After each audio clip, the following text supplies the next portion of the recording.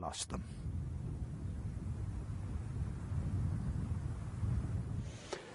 Now when you had shell shock,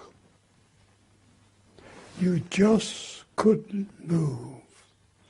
It seemed to take all the nervous system out of you. And if a fellow had shell shock and he couldn't go up that ladder, he was shot as a coward. He was no more a bloody coward than me. The trenches produced something else that was new and terrible: poison gas. Chlorine was first used by the Germans in early 1915, soon to be imitated by the Allies. The faces of the lads who lay in the open changed colour and presented a gruesome spectacle. Their faces and hands gradually assumed a blue and green colour. Many lay there with their legs drawn up and clutching their throats. We used this tube which fitted your mouth, and you had to breathe through this cloth, and then it took down in your neck so the gas couldn't get under. And that, I only remember being in one gas attack, and that was enough for me. But I kept mine on. But it turned out after the one or two lads that they couldn't stand it any longer. They pulled it off. My respirator fell to pieces with the continual removal and readjustment.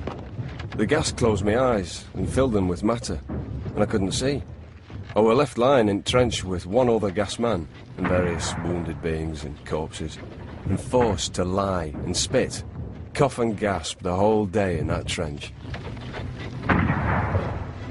By 1916, this trench war had led nowhere. Both sides knew they had to do something.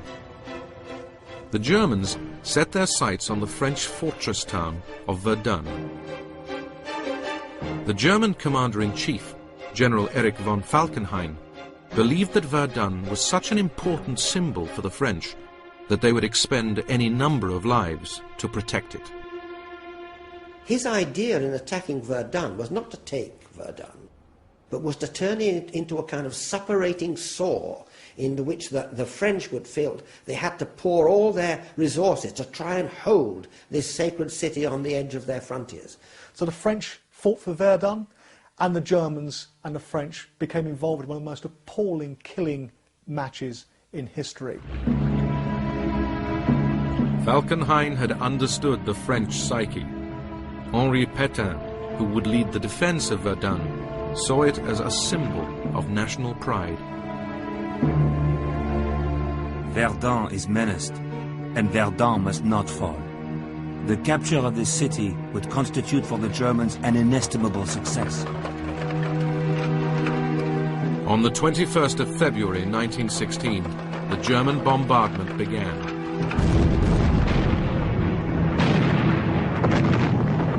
Pétain's troops lined up to resist. My heart leapt as I saw our lads going into the furnace of Verdun, but I also reflected that they would pass too rapidly from the enthusiasm of the first engagement to the weariness brought by suffering. Our time at Verdun has been awful. Our faces have nothing human about them. For 16 days we have neither washed nor slept. Life has been spent amongst the dead and dying, hardships of every sort and incessant anguish. Our cheeks are hollow, beards long, and our clothes thick with mud. It was depressing to see the troops when they returned.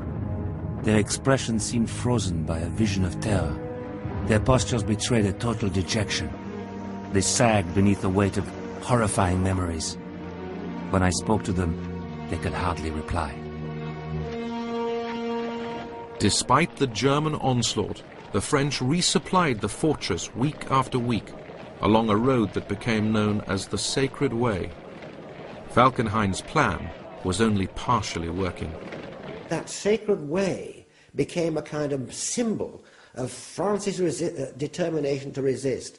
And so, even though he thought he could bleed France white, and he hit France very hard, he did not do so. He, in fact, roused French's patriotism to an extent that had never been seen before.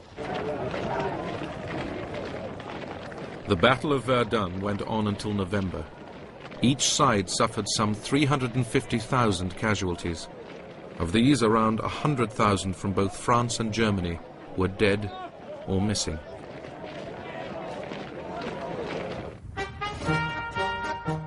As Verdun ground on, France looked to her main ally for help. The British would attack the Germans at the Somme. The British intended that the Somme offensive would break clean through the center of the German line and lead to a rapid advance. Some men were told by their officers the artillery bombardment would be so enormous they'd only have to climb out of their trenches and walk through the opposition. Rumour has it that we're going to smash the Hun line altogether, shove in our army and finish the war. Rumour also says that we have given Germany 4 days to declare peace or face the consequences.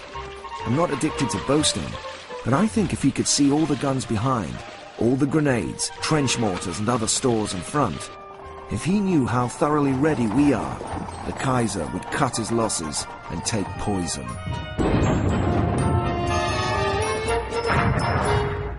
The 7-day bombardment began on June the 24th. 15,000 guns lined up along a 20-mile front. The infantry waited. My own sweetheart, before lying down I must send my wee girl a few lines. I got your letter today and you seem quite cheery. All my love, my darling girl, and keep a brave heart for my sake. And just pray that this war will soon be over and I can come back and take care of you and never leave you any more. All my love and lots of sweet kisses, Willie.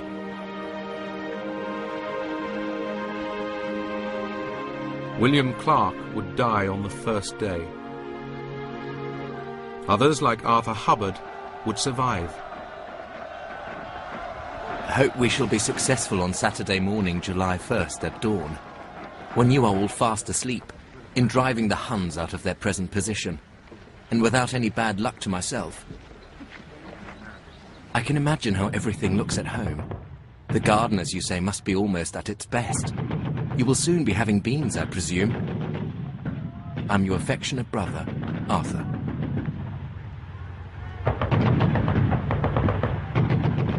They were massing to go over the top.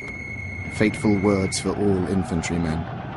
The timid were less fearful, the bold more exultant, and were thrilled and intensely alive as they fell in.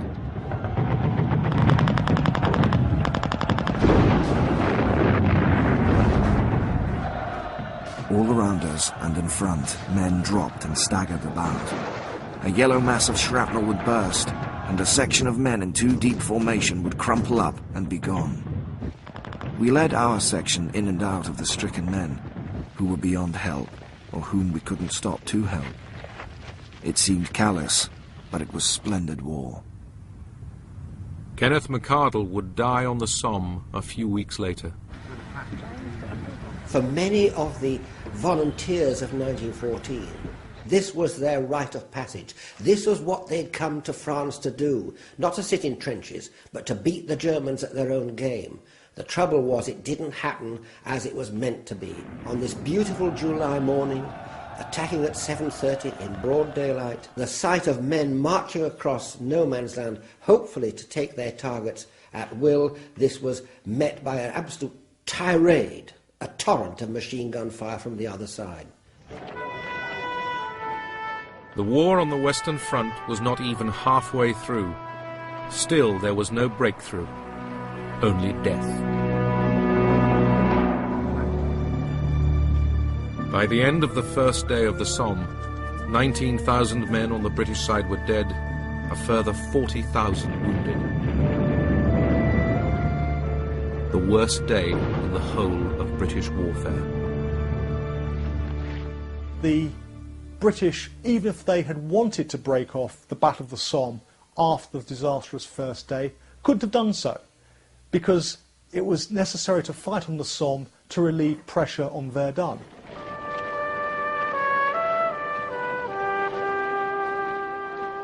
the strategic value of their sacrifice meant little to the soldiers on the Somme. Dear Mother, just a few lines to let you know I am safe, and thank God for it. Mother, don't tell Quinn's mother, or Archer's mother, but they must be killed or Grosvenor Road fellow left but myself. All the world is forever dead to Vaudry, Kenworthy, Chesham, Sproat, Ford, and of the other ranks we do not know how many. Young Victor was killed. His problem of marriage to a woman 6 years his senior finally settled. We're about 400 strong tonight, we who went in 800. One particular casualty of the first day of the Somme was the concept of the PALS battalions. The PALS battalions, battalions raised locally in which lots of friends from football clubs, tennis clubs, dramatic societies, churches joined up as groups. This was going to be the great thing in 1914. In 1916 it became the great tragedy, because men who had gone together to fight had died together as well. And whole streets were plunged in the mourning. On both sides, illusion was replaced by reality. What was a man's life in this wilderness, where the air was laden with the stench of thousands upon thousands of decaying bodies? Death lay in ambush for each one, in every shell hole, merciless, and making one merciless in return. Chivalry here took a final farewell. Not a tree stands. Not a square foot of surface has escaped mutilation. There is nothing but the mud and the gaping shell holes, a chaotic wilderness of shell holes, and in the bottom of many, the bodies of the dead.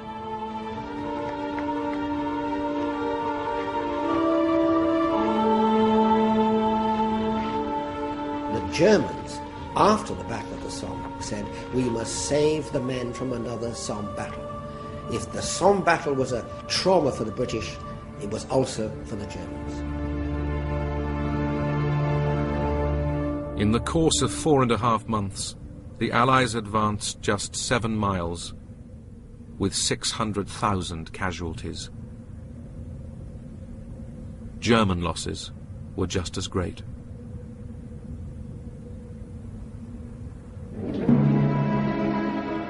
The winter of 1916 was the coldest for many years. The ground remained frozen till April. Sickness in the trenches, trench fever, and dysentery rose alarmingly. But even during the lull, the killing did not stop. Artillery, mortars, machine guns, snipers, and small trench raids kept the casualty list mounting.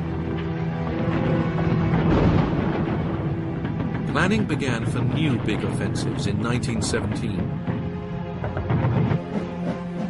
Both sides had to restock and bring in munitions. But for the soldiers in the trenches, what counted most were their few consolations. There are two things that really matter to frontline soldiers, and that's food and their post. That really is the most important thing. And the British Army Postal Service was incredibly good. It really was. I mean, letters from the front line to home and back again were literally just taking about 2 days. I mean, that's better than the mail service can manage today. They would send us parcels with cakes, mostly tins of things, like tins of coffee, tins of milk, condensed milk, or skim, the other milk that was very much popular at that time. Anything in a tin that would be useful to us would be sent, and we'd share it. Socks. Well, if you had a pair of socks that had holes in, okay, socks were yours. And that's how we shared everything. We shared our families as well. We would read one another's letters sometimes. I would be out, I was watching the Two Girls at that time. As well as the men in the trenches, 1916 took its toll of the top brass. Von Falkenhayn was sacked for the failure at Verdun and replaced by Paul von Hindenburg and Erich von Ludendorff, who'd beaten the Russians back in 1914. They realized that the heavy German casualties of 1916 meant German forces on the long Western Front were now spread too thin. They constructed a formidable new defensive system called the Hindenburg Line, a 4-mile deep barricade of concrete fortifications. On the Allied side, the new British Prime Minister, David Lloyd George, wanted to sack Douglas Haig, the architect of the Somme campaign, but Haig survived. His public standing was too high. The French, by contrast, sacked their commander, Joseph Joffre, and replaced him with Robert